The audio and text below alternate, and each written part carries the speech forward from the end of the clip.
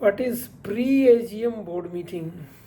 In part 1, we have discussed the legal framework of annual general meeting, that is the AGM under section 96 of Companies Act 2013. Now, the pre-AGM compliances. We are discussing on pre-AGM compliances.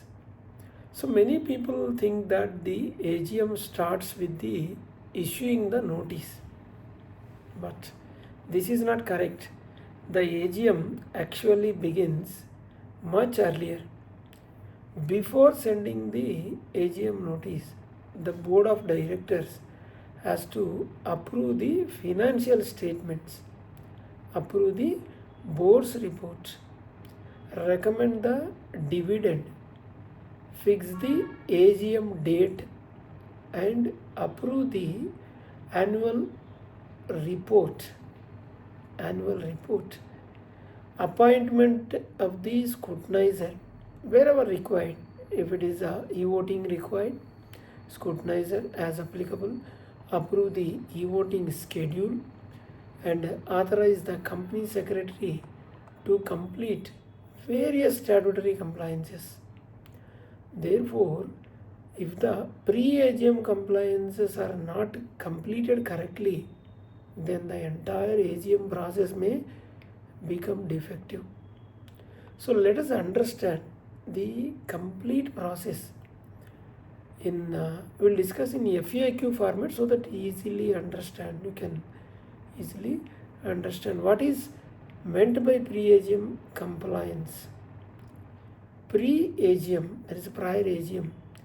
Pre-AGM compliance refers to all the statutory and procedural activities that must be completed before issuing of the notice of the AGM. So all the compliances must be completed prior to issuing of the AGM notice.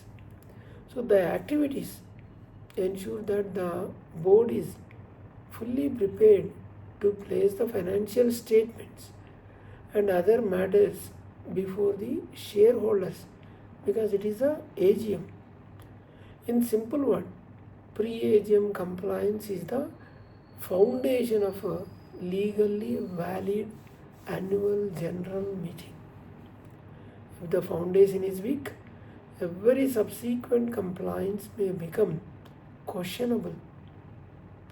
So the company secretaries should start AGM planning well in advance instead of waiting until September.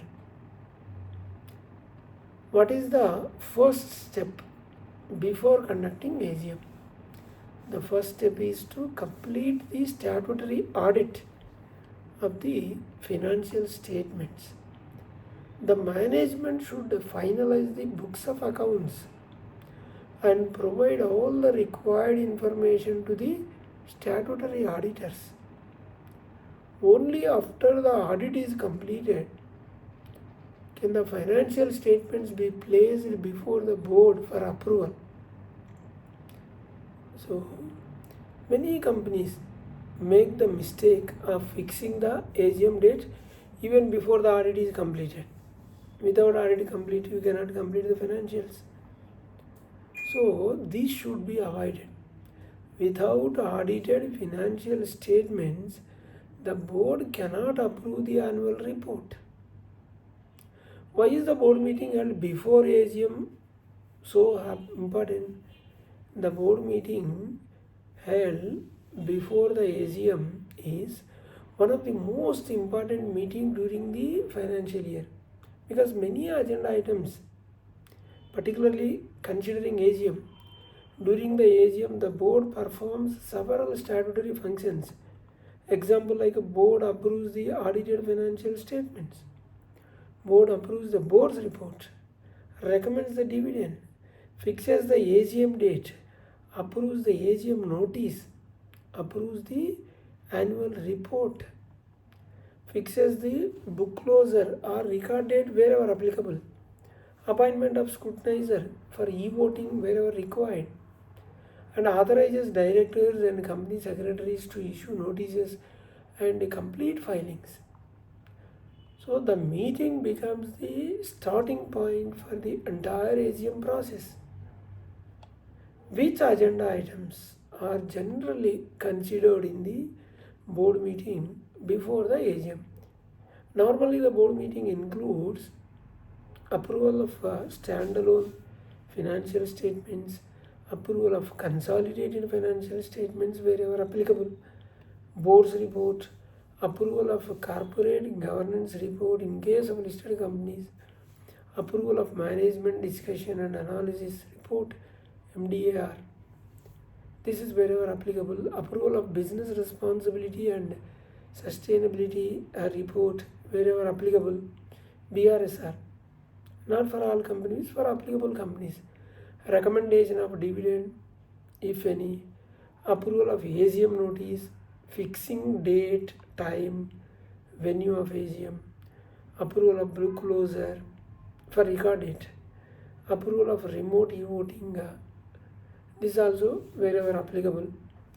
Appointment of scrutinizer as per the applicable. Authorization to issue AGM notice. Authorization to file scrutinizer report and authorization to file all statutory forms. Somebody has to authorize, and the exact agenda may differ depending on the nature of the company, because we cannot give this is the exact agenda item because it depends on the requirement of the company. So why should the financial statements approved by the board? Financial statements represent the financial position of the company. So before they are placed before the shareholders, the board should carefully examine the balance sheet, statement of profit and loss account, profit and loss, cash flow statement, notes to accounts, all the disclosures. So the director should satisfy themselves that these statements present a true and fair view of the affairs of the company. So only thereafter should they approve the financial statement. Why is the board's report approved in the same board meeting? The answer is board report is prepared based on the financial statement. So unless the financial statements are approved, the board cannot finalize the report.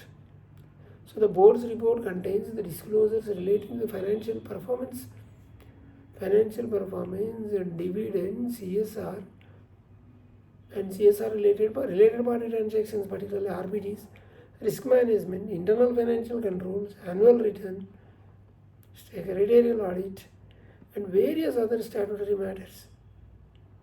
So both financial statements and board's report are generally approved in the same board meeting. Why is the AGM date fixed in the board meeting? The board of directors has the authority to convene the annual general meeting. Therefore, the date, time, day, venue, and mode of AGM should be approved by the board.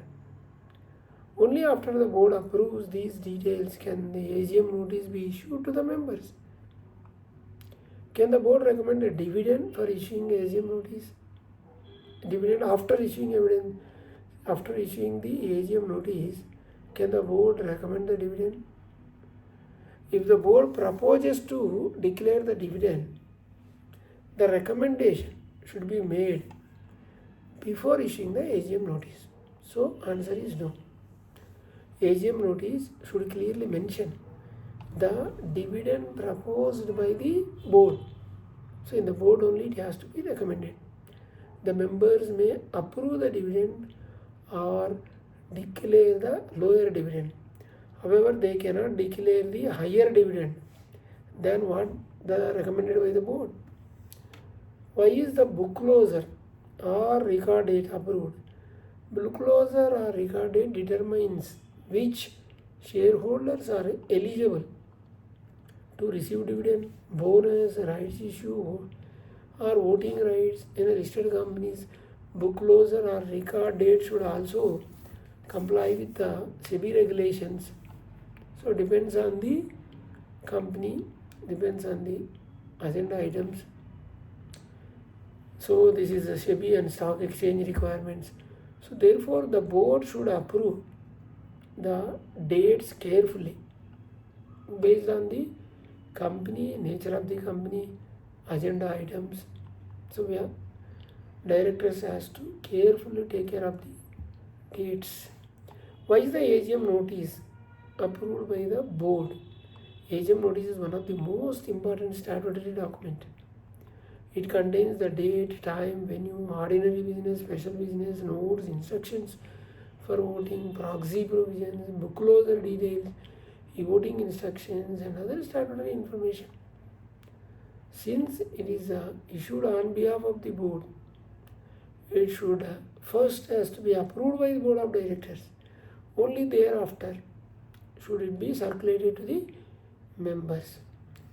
So we discussed the first stage of the AGM process, that is pre-AGM board meeting, and the major agenda items. This is part 2.